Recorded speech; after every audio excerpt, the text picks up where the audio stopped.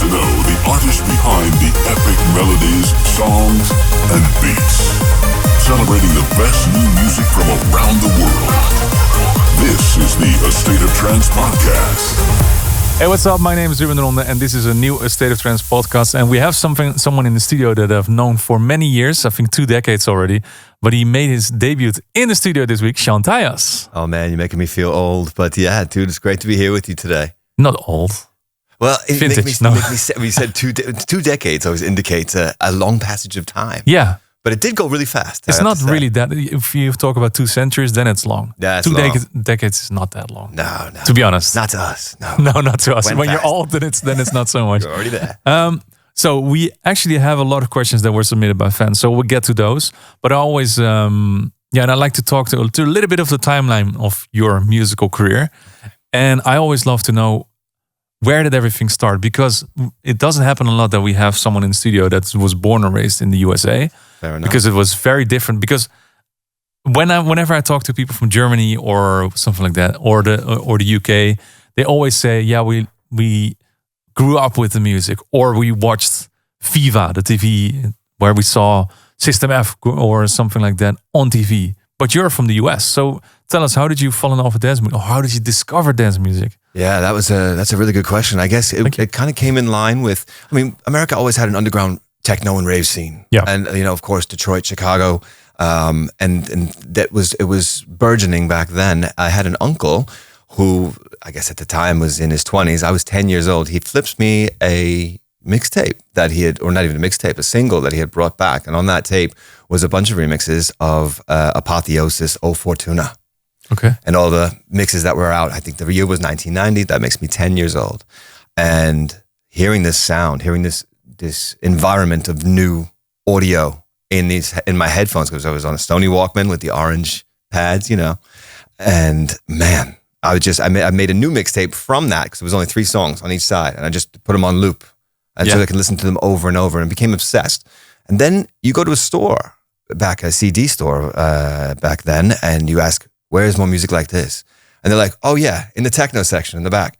It was about 7 CDs in a little cubby. That was it. That was the techno section. And everything was techno. It wasn't what techno is now. It was everything bunched up. And then eventually that became called electronica, and it was all electronic dance music. And eventually, years down the line, it became more specialized. Mm-hmm. But you had to really search for it. It was not part of our culture. Yeah. So your uncle brought home a single. Yep. And that's how. And then you were hooked straight away. Absolutely. And what was the next step? You started to because you became a dance music enthusiast, basically. Yes, absolutely. And then there's the next step.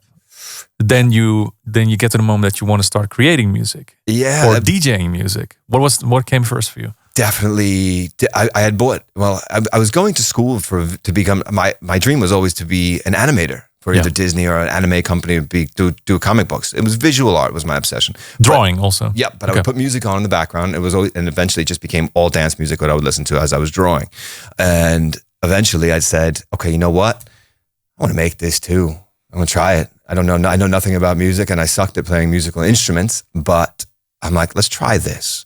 And because I was very good with electronics. Yeah. So got started with the demo scene and tracking, which is like, for those that know, MS-DOS based top-down hexadecimal, hexadecimal based music making, which was not so practical, and I would never play it for anybody now. I wouldn't make them suffer through it, but it was the first taste, and of course came later Cubase, a more appropriate computer, my first synth, and then so the obsession began, and to the credit card company's thrill.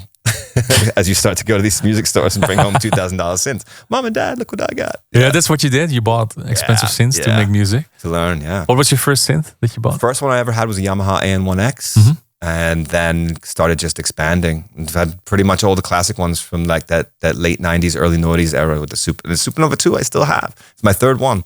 Nordlead 2, Waldorf Microwave XDK, Access Virus Snow, all that stuff. But now I'm getting more into modular synthesis. So that's kind of my next if you follow, we'll get to that in a little bit. Yeah, for sure. Because I'm still following the timeline a little bit. Because, like I said, you started buying synths. Oh, yeah. You started making music.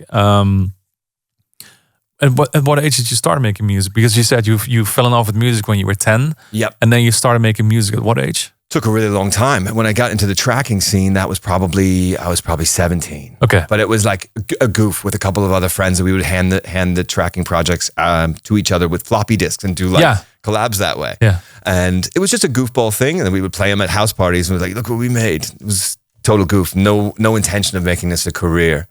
And then And you would play it from the fast tracker. No, I would actually record it onto a cassette. Okay. So that was still viable means of transporting music. Do you still have those? Definitely not, but a friend of mine did keep the exports of those on WAV file. I need to go hit him up for that. It would be funny. That would be so funny to listen to. Yeah, I know. No, I always say, because it was mostly Gabber, by the way, just so you know. Yeah? It was terrifyingly hard, yeah. Really hard and really fast. Yeah. I was an angry teenager like I always say, because when I listen to my own music from the past, I always say it sounds so bad and the ideas are so bad.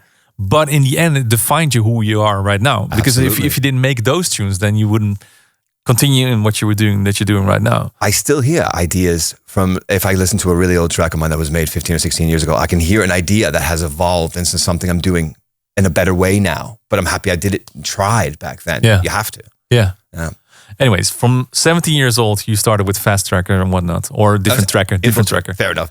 And how long did it take you before you were at the point that you were like, okay, this is good enough to send to a label? That you were like, okay, this is actual music. This is good enough. I can send this off.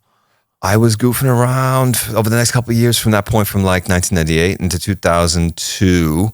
And eventually I sent a track into a local radio station. Mm-hmm. They were doing this something called, it was 92.3, and this guy DJ Theo and Andre, they were running the only electronic music show on the entire Long Island in New York. And they did a 9 o'clock knockout where they would pit two songs together. And I think I was up against the Tiesto track, and it somehow, it was people calling in vote which one they liked better. Yeah. I just think I had the local support, and I ended up beating out Tiesto for the 9 o'clock knockout. No way. Yeah, I don't think I deserved it, but hey, it doesn't matter. But yeah, so then you come back, your track comes back the following week for another 9 o'clock knockout, and keep going ad nauseum. Eventually got knocked out by a Daft Punk tune, which I think it was. It's not bad. No, I'll take that. One more time or something. It was like one more time. Yeah. Oh, that's not so bad. Which track was it? I'm not even saying, because then everyone's going to Google it, so I'm not saying it. No one's listening. It was really old. So it was no one's listening. It was called Love at First Sight. Yeah, that's actually your first release on Topaz. It was, yeah. Wow, very good, very good. Yeah, that's the one. It was happy that. That was then the label company got in touch with me based on that play, or those two plays, and then we went from there. So it was actually a democratically chosen song, because people were saying that it was good enough for the radio. So kind of. The label was like, okay, that's easy. That's maybe how people are, A&Rs nowadays are signing as well, based on TikTok and people support. Yeah. That's interesting. That's true. That was the old school TikTok radio. Well, it's basically, yes. Around that time, because then you were 22 years old. Before that, was there already like an active trance or rave scene in New York? Yes. In fact, we had some amazing clubs from the years 1998 to, that's why, I mean, I started going to New York Manhattan clubbing when I was 16, which is like a no-go, but I had some friends that can get me in. Yeah. So it was like, New York had super clubs. We had, if you go back, you had like Exit, and before Exit, it used to be Carbon, and we had the Tunnel. Tunnel was like a famous club from the 90s in New York into, I think it closed around 99 or 2000. Twilo, which was Paul Van Dyk's quoted favorite club he's ever played in his life. Roxy, which turned into, that crowd eventually started going to Roxy. So many clubs. And I mean, Exit would hold 6,500 people without breaking a sweat. Yeah. But now the scene has just completely moved out of Manhattan and gone to Brooklyn. It's very splintered out into smaller parties. So that scene is very much transformed. I do hope we get a day where an era where we can get back to the super club era. I had a good time. Instead of all the festivals, I guess. The festivals are cool too, but it just feels like you don't get to go. Yeah, I like being in a club with the full production of the lasers, the lights, the experience, the fact that you're out all night. Yeah, I agree. I mean, taking a sidestep, of course, but the last few weeks I played headline shows in smaller clubs, smaller venues, and I prefer those so much over festival sets where you just come in and play 1 hour, just smash everything out. And you're so far away from the people. You're far away from people, you can't connect. And if you're in a small club, you can touch hands with, you can high five people if there's a big tune coming on. I love that. I love the boiler room You can look feel. people into their eyes. Yep. Yeah. As a DJ, you can react way better on that rather than standing on a festival with some big lights on your face. Yeah, yeah. The boiler room feel is what I really like the most, where people are surrounding you on all sides. They're close enough to literally stop your decks if they wanted to. Let's hope they don't. Steal your USB. That's what we had on the main stage of A State of Trance this year. Really? Yeah, we had a stage around us basically. So you had people next to you, behind you. So cool. And playing there was much more fun than having just a screen behind you with some cool visuals. And you're 10 to 20 meters away from the first human being in front of you. Yeah. So I hope we're going to keep that for a long time. All right, 2002, Love at First Sight. That was the first release, decided by the people on the radio. Yeah. After that, you started making more music, became more confident into making new songs, I guess. You teamed up, correct me if I'm wrong, with Beam for a couple of tunes. That was the next step in your career? Nope, there was one step in the middle. Okay. I had linked up with, through that radio station, another guy named Seth Lawrence, who was working for Tommy Boy Silver, another New York It's a major label. It was a major label back then, absolutely.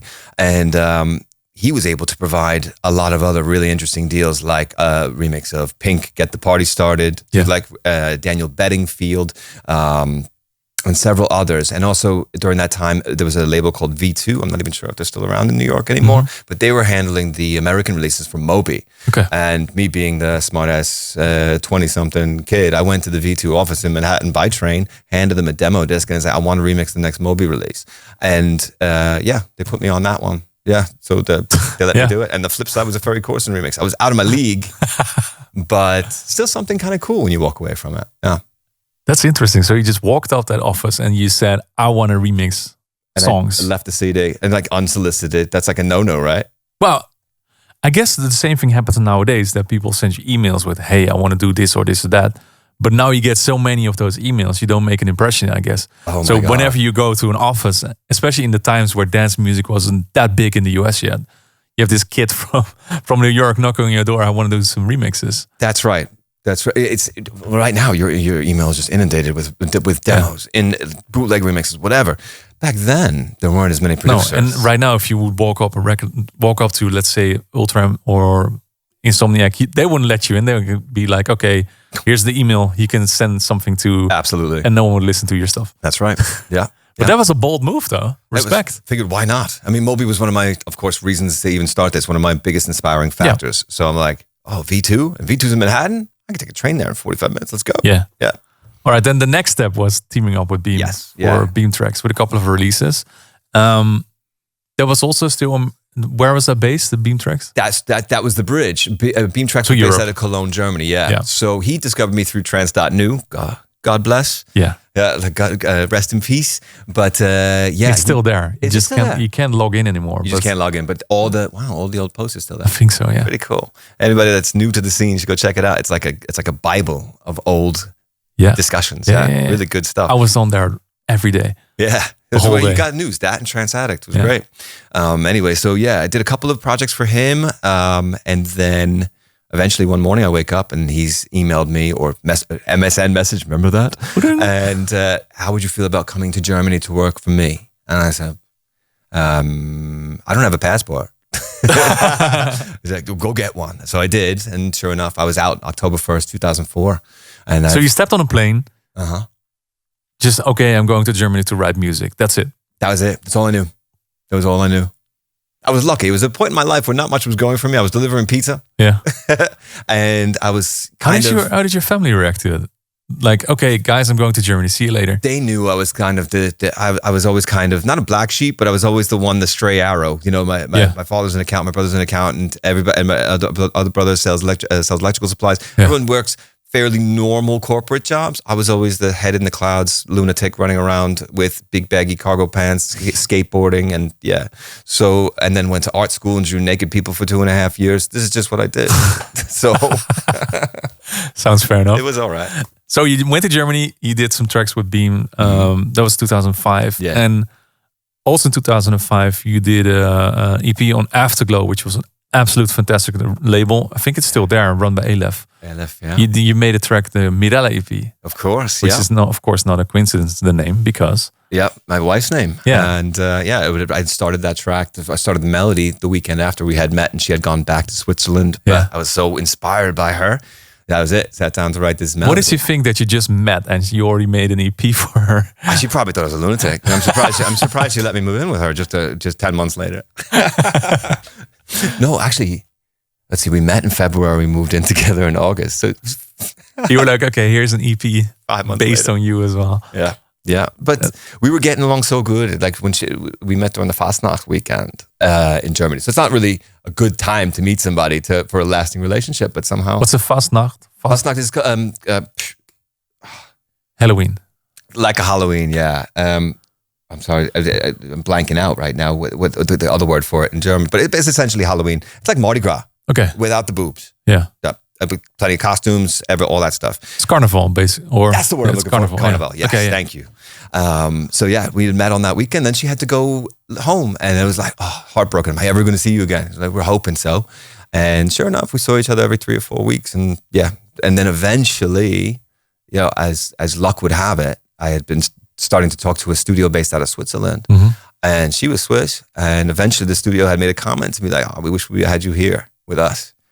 I'm like, you're like, okay, stars align. Yeah, I said, well, things are not going for me correctly here in Germany with this studio. So I said, how bad do you want me? How real is this? And I called Mirella and I said, can I move in?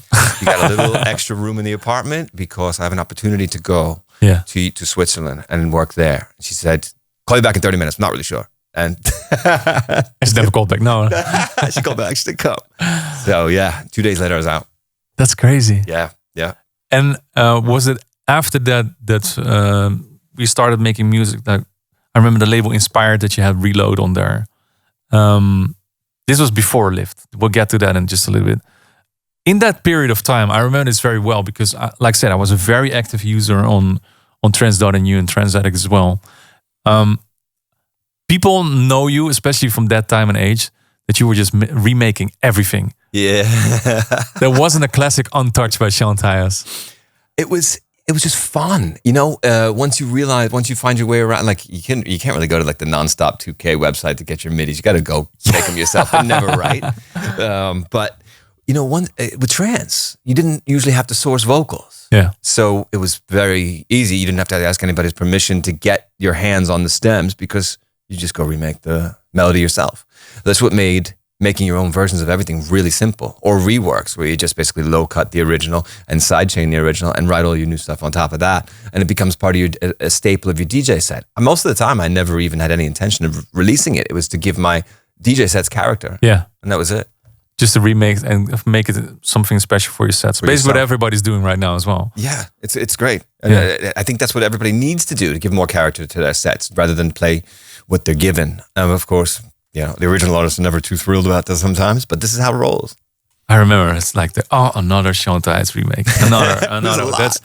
I remember people talking about that the whole time on Trance.nu. This set tonight was no different either. Yeah, yeah, it makes sense. I mean, it's All right, now a pivotal point in your career, I guess, has to be 2006. Your first release was it first release on Discover? It was the first one on Discover. Yeah, Lift. Yeah. Until this day, one of the biggest trance tracks ever created. Crazy. 100%. Do you still remember working on that tune? Sure. Yeah? Yep. I made it on, I didn't even have studio monitors yet. I made it on JBL PC speakers. I had just moved to Switzerland. Yeah. So it was done in the first couple of weeks. Okay, this was one of the first products when you moved to Switzerland. For one of the first things I had done when I'd sit down to do it. And it was on a old PC running Logic 551. For those of you new to Logic, yes, it used to run on the PC. Yeah. It used to run on Windows before Apple bought the company. But the track came together pretty quick. A couple of back and forths with John Askew, but overall, he loved it. It was actually originally named Flow, little known fact, but he wanted to change the name to Lift. He said it's just because it's got that momentum upward. So I said, okay, cool, we'll do that. And there was also another track on Discover called Flow by Gate 42. Maybe that's why he forced the title change. That's very possible also. Yeah. I remember Patrick Bjorkman made that track as well. Because I think that came out before Lift did, so that would make sense, yeah. A little side note: since I recently bought Lift on vinyl, I'm a big vinyl collector, and I paid €100 for that vinyl. That's amazing. Think about: did you ever expect that a tune that at that moment would be released, that someone would pay €100 for that a few years later? No.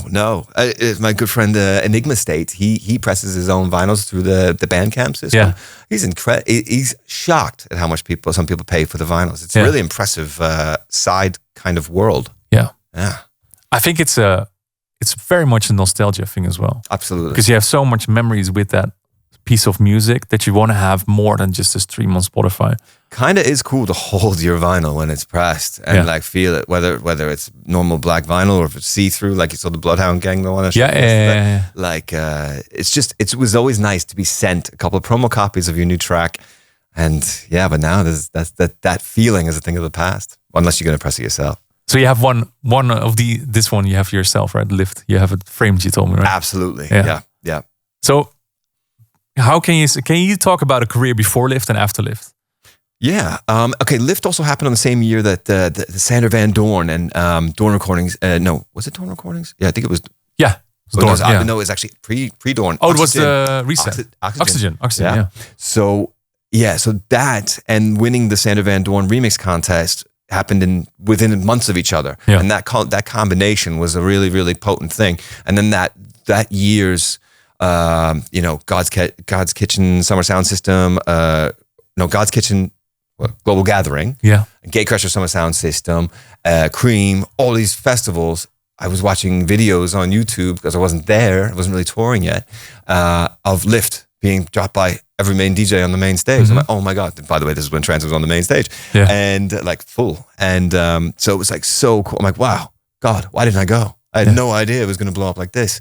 So then that just led to eventually being contacted by an agent, being contacted by more labels such as Armada for remixes, and start to get the ball rolling on releasing on A State of Trance when we did One More Night Out as the first way, and then eventually Soul. Plenty of releases I think we've done.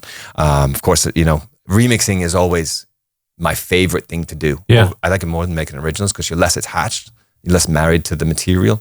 So you get a little bit braver with the material. And the year after you released Lift, Drop came along as well, which is also a massive track. Yeah. And what I remember very well was one of the first remixes you actually did for Armada and for A State of Trance was your remix for Bissen Exhale. Dude, yeah.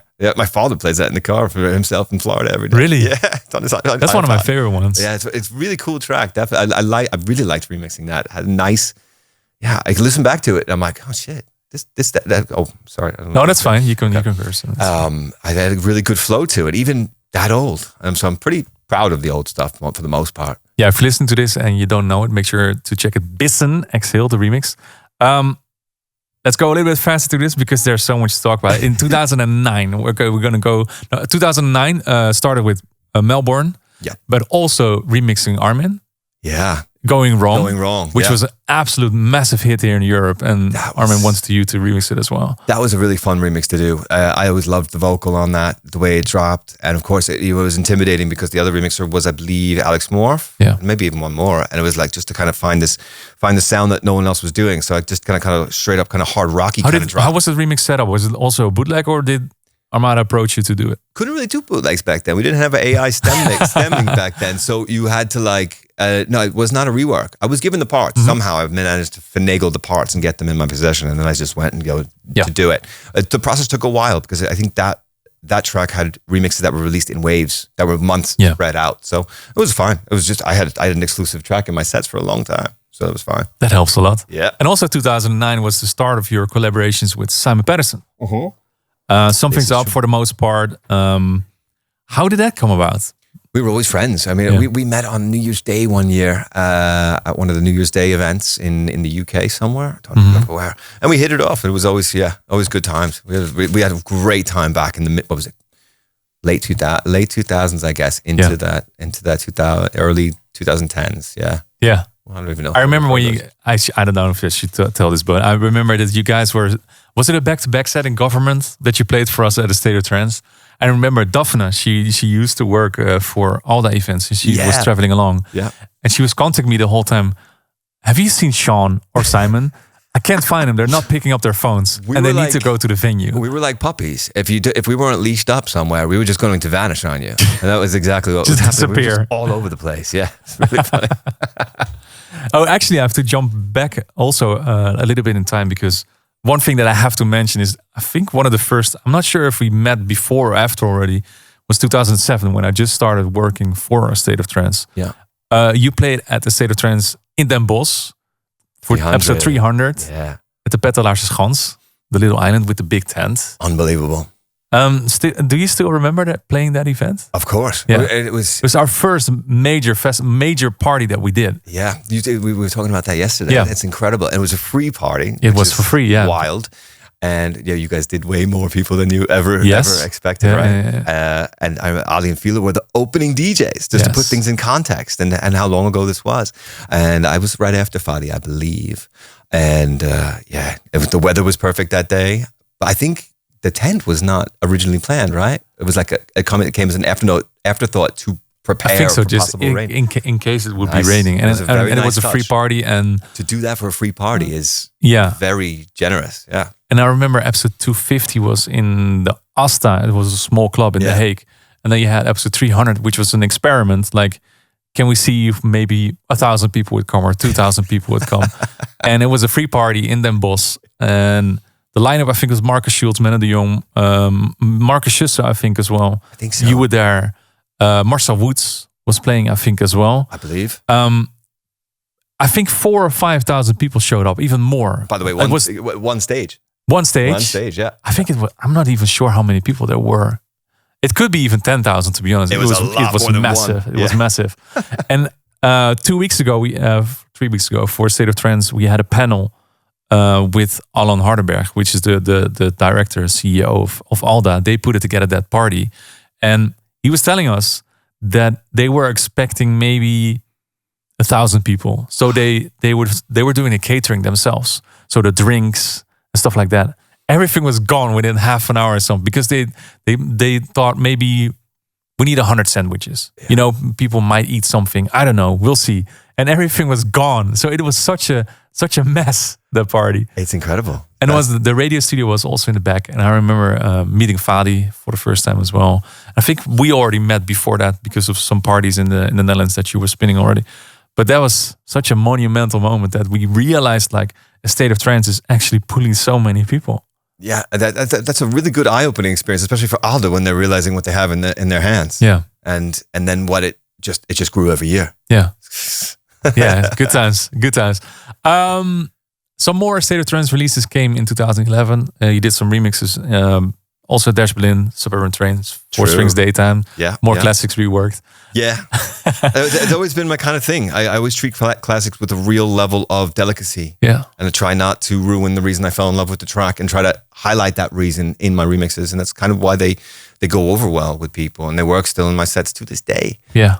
So timeless tunes as well. Yeah, that's released tracks on A State of Trance solo Banshee, which was with the WW remix. Yeah, true. And you started your Siat Nays alias on Spinnin'. Yeah. So maybe we'll get to that a little bit, Yeah. because 2012 was kind of another pivotal moment in your career, because when you listen to your music, suddenly I remember these times. It was people were getting a little bit fed up of the uplifting sides of things and start making the complextro. Right, complextro, electro stuff. Yeah. But a lot of the trance fans were calling it dubstep, like as a misnaming.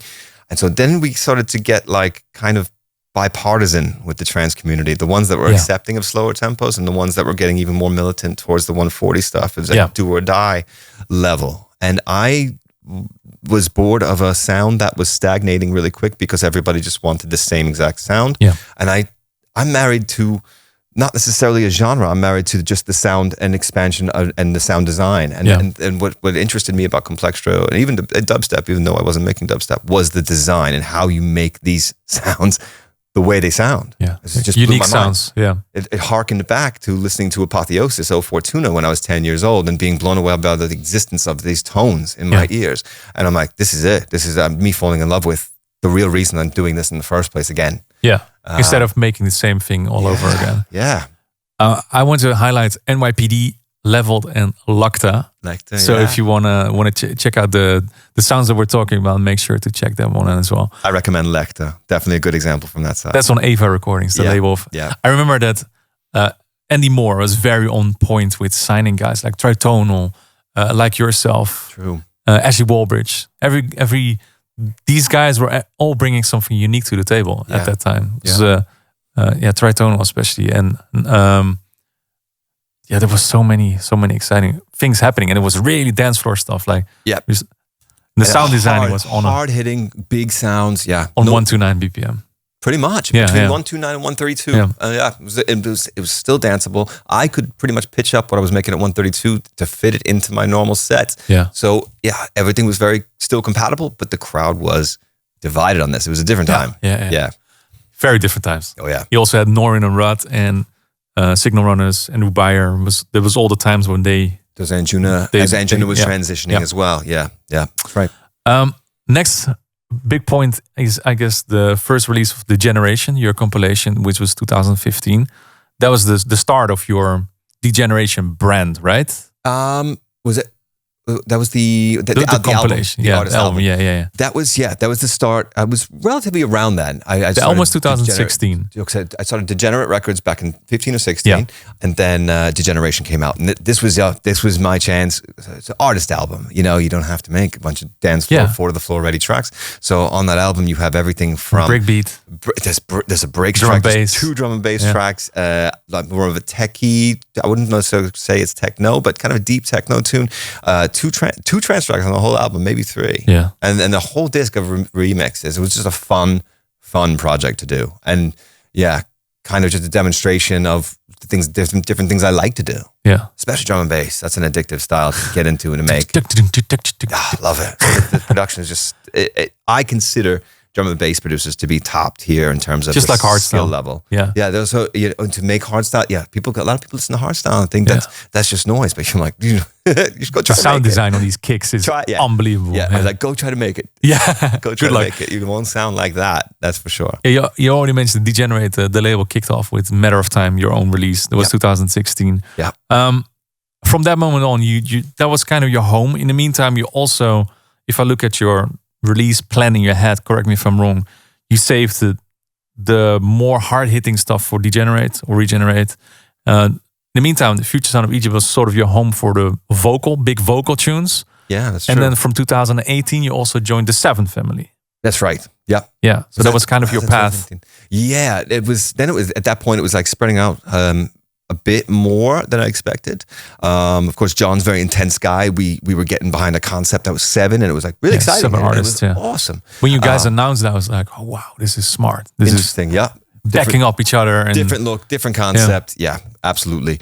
And then did it work for you? It absolutely worked great for a while. It was just hard to schedule.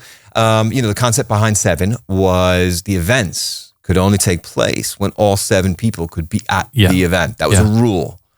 And scheduling that is tough. It's almost impossible. Yeah. Really tough logistically. And also expensive for a lineup, expensive for a promoter. Especially when Asterix was part of it and stuff like that. It's an expensive proposition. Yeah. So logistically, that was always a tough thing to get past. But we managed to do it quite a few times, and it was always an amazing result. Yeah. Especially like playing it over at Unconscious Festival, doing EDC Las Vegas and having our own stage for a day was pretty cool. That was great. Yeah, I remember seeing that happening. Was cool. Yeah. So the period went by. Now we're going to like the COVID times. I hate to bring that up again because from that moment on, if you see the amount of stuff that you release, you were always releasing so much music always, and from that moment on, it kind of slowed down.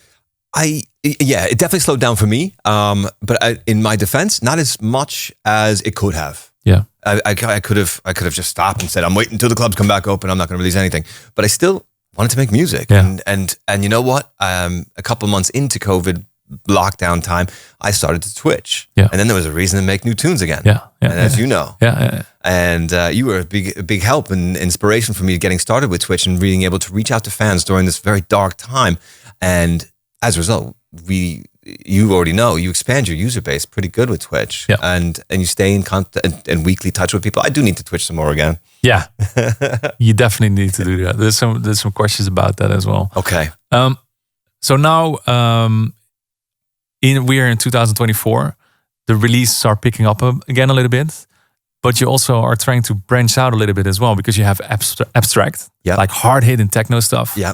That is released on Regenerate. Well, now at this point, I'm going to see. Yeah, now I want to see where else it wants to go. Yeah. So what else is going to happen now in music-wise? I'm expanding in both directions, BPM-wise. So there will be.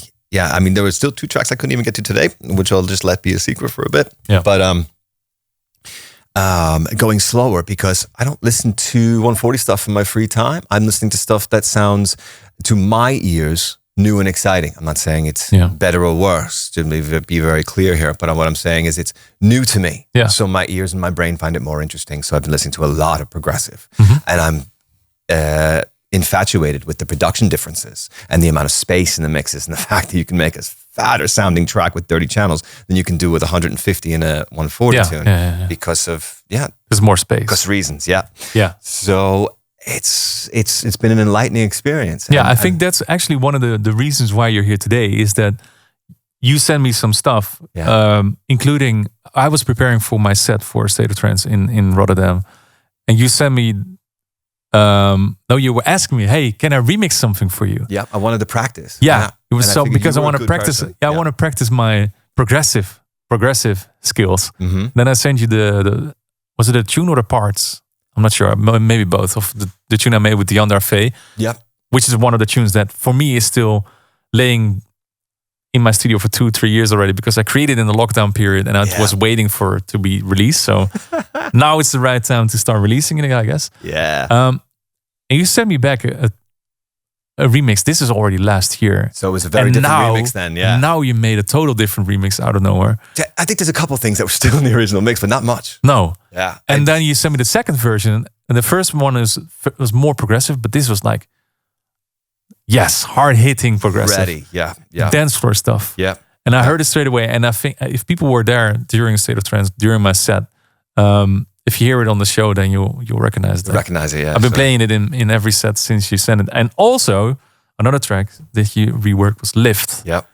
And when you sent me that, I was like, holy shit, this is perfect for A State of Trance. It's going to be people that know the melody. And I don't even know if we're going to call it Lift at this point. Like, maybe it just deserves another name. Relift or Lifted or Flow. Oh no! But I released the drum and bass track as Flow, so I can't do it. Okay. Yeah. Oh no, I called that Free Flow because that was a gratis giveaway. So maybe I could call it Flow. Yeah, a lot of flow. So now we had this discussion also, because I found this very interesting, because you were like, okay, we need to start another alias for all of this. But if you're listening to this, and I wonder if you're agreeing, maybe you can let us know in the comments on YouTube. Yeah. I think you should be able to release everything that you make under the same alias. Just Sean Tyas. It's a tough thing. Yeah, I get conflicting reports from labels and from agents and from other artists, and everyone says, "Yeah, you're going really slow. You can't have this as a Sean Tyas release. This should be something else." And we had a good discussion already earlier. And abstract, I understand it. Abstract is so different that needs to be there. Yeah. But Nays, as I was actually playing this set, I'm sitting there going, this is no different apart from tempo than what I normally make. It's just slower. Same energy. It's same energy. Same emotions. Still trance. There's a still full-on melody aspect to every single thing I do. And everything has got an edgy section in everything I do. It's me. Yeah. You're right. I'm right. Thank you. Now I'm just wondering if the people that are listening are thinking the same way. Everybody will, you say potato, I say potato. That's very true. Because in the past you had a lot more aliases. Abstract started recently, last year only. Yep. Eddie Williams. I remember A&Ring those tunes because that was one of the first. This was like the Glenn Morrison, Deadmau5. Exactly. The offbeat. I caught the bug for that. Exactly. Yeah. Gestation and absolutely. I remember when you sent those to me as well. I signed those to Pilot 6 in 2008. Wow. 16 years ago. Think about that. Yeah. Logistic, of course, with only one release, one more night out. It's true. That's true. That was because at the time we had to do an alias because there was a Sean Tyas tied for another year. I think something that could have been Discover. Yeah. And that was the reason to get out of the option. Okay. Sorry. And actually, there's a question, because this is new to me. Also, let me see where it is. Danix has a question. Another alias. Is Neodyne coming back anytime? Neodyne is a great example of why we're going to stick with Sean Tyas for the slower stuff. I had gone into the Psy world with very, very much hesitation because I'm like, they're just not going to accept me. Yeah. And so Liquid Soul said, you can't go in with Sean Tyas. They're never going to take you. So I went with Neodyne. Mm-hmm. And that was fine. And nobody knew who I was. I had a fake a Neodyne social media page and all that. They're quite the territorial bunch. I mean, Nicola, Liquid Soul, he says, he's shocked that he's even in a scene that accepts him as being a Swiss guy. Yeah. So it's a tough nut to crack unless you've been OG and brokered into it from back then. But so eventually the work with what I was doing with Liquid Soul was going so well. I said, okay, the next one we do is just going to be Sean Tyas. You know what? I'm not getting the support. The Psy guys support the Psy guys, and that's fine. This is just how the genre thing works. Yeah. So I'm like, I'm just going to go with Sean Tyas. It's very inclusive. Yeah. Yeah, because I was proud of these tracks. Yeah. I wanted to play these tracks in my sets. Yeah. And if I'm playing as Neodyne thing, nobody even knows I did that. I'm like, just make it Sean Tyas. It's fine. Yeah. There you go. Then that's what I'm going to do. All right. Some more questions. Charlie Two-Face asking him about the Crybaby story. The Crybaby story. So she was, that was right. So we had met and we had met on a Miami boat. And I think it was Dion Butler actually that introduced us. And she said, he had introduced me to her. She's probably my biggest fan, just to be clear here. Yeah. And he introduced us and he said, this girl here, she was crying during your set. And I just turned to her like a fake angriness and I said, you're such a crybaby. And then she actually had t-shirts made that says crybaby. Okay.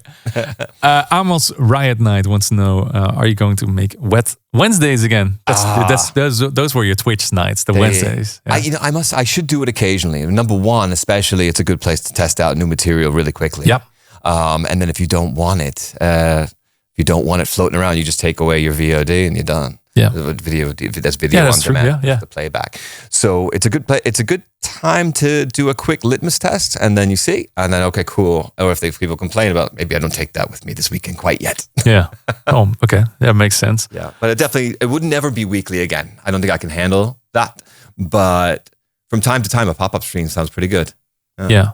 But I think for streaming, consistency is the most important thing. It is. Yeah. I mean, but now I'm not after fans or not. Just want to entertain people and have a good time and test stuff. Yeah, test stuff. That's more it. Okay. Vicious Code, also a guy, great streamer on Twitch. Any more progressive trance tunes coming? Perhaps a new rework of Lift. Wow. Very appropriate. I mean, just that was pretty cool with the reverb. Nicely done. You could listen to the first 30 minutes of the set back. There you go. Or listen to my ASOT set. You might hear it as well. Yeah. Trancyclopedia wants to know, what is your favorite remix you've ever produced? Yes. Hard question. Man. I don't know. There's so many. I really love how Waiting came out, how Time came out, my Sean Tyas remix of Time. Mm-hmm. I love my remix of me and Bjornakis and Zahi. Oh yeah. That's probably the recent one that I really adore playing still. All Over Again from last year, that was a biggie of Brian and Plum. God. My favorite one that Digi ever made has to be a remix for Ben Gold. Life. That was a cool one too. Really cool. Yeah. It's nothing like the original. No, it's just like, okay. Yeah. I remember hearing that breakdown. It's just, that's just. There's a couple notes. Special. There's a couple notes in a row in common, and it's about it. Well, that's a good remix, I guess. Some remixes you change a lot. Some remixes you do nothing. Yeah. Yeah. Gotham Tagora wants to know, what do you think is the most unique thing about trance or A State of Trance fans? I'm actually very, very appreciative of how far and wide people travel for ASOT related stuff. Yeah. Also to come to the studio here, to be around, just to be part of the experience of the ADE week. Let me tell you, this is crazy. For our number one of this week's episode, there was a couple. I emailed them like a group of people. Hey, do you guys want to come to the studio this week? We're recording this week. Right. This was Monday, recording Tuesday. These guys came in that they told me, we received your email yesterday. We're from Austin, Texas. We received your email, we booked our flights, and like a few hours later, they were on the airplane coming to Amsterdam to come just to the studio. Oh my God. Unbelievable. How old were they? Like 28, 29, something like that. Must be nice, man. Just to be able to just do that. Yeah, drop but everything going. they told us, and we were just, our minds were just blown. Like, this is incredible. This shows how amazing people are that listening to this radio show. That says something right blessing. there. Yeah, that is Anyways, that's my side of how people are. super cool. Yeah. So yeah, well, that's it really. So Great. thank you so much for answering all of these questions. I think people that have listened have a little bit more view of who Sean Tyas is. We could go into details more about you and Simon Perez, and let's not do that. There's just plenty that coming up over the course of the next few months. You'll hear lots more music. Keep in mind, all the stuff that I played tonight was made mostly in the last 4 weeks. Yeah. And that's incredible for me to work this fast. I've changed my workflow. Yeah. I should do like an MTV Cribs kind of thing one day and show people how my workflow from start to finish. Please, that would be really nice. It's an interesting way. I used to work just in the studio, and there's like no windows. It's completely closed off. It's your room of death. If you clap, no one will hear you scream, or if you scream, nobody will hear you scream. If you clap, you do not reverb whatsoever. But now I go work near windows, near sunlight on the laptop. And so, yeah, exactly. It sounds so great. Acoustics are horrible, but however, it makes you focus not on your acoustics because you know you're going to sound horrible. You just focus on the music. Just get it made. And any mistake that you have in your acoustics of your track, you could fix in an hour or two downstairs. That's true. Yeah. It's more about the creativity. It's let the creativity flow. Yeah. And then just take it down for the final touches. Get it, tighten everything up there. Yeah, very true. That's it. Well, I think we have to ask you back for another, because there's so much questions I still have for you, but we ran out of time. Same time next week? Yeah, same time next week. We're going to have Sean Tyas once again here in the podcast also. Oof. Thank you so much for answering all of these questions. Thank you. I'm looking forward to all the new music that you're bringing in. And please keep going for at least another 2.5 decades. No doubt. Here we go. All right. Let's do it. That's it for this week. Thank you so much once again for listening. Also, Thank you, Sean guys. Tyas for being here in the studio. And thank you for watching this podcast. If you have any questions for the next ones, you can drop some questions here in the comment section or keep an eye out on our Instagram, because we always ask you guys over there to submit questions for the guests that are coming to the studio. All right. See you next time for a new one. Bye-bye. Thank you for tuning in. Check all previous episodes on YouTube or your favorite podcast portal.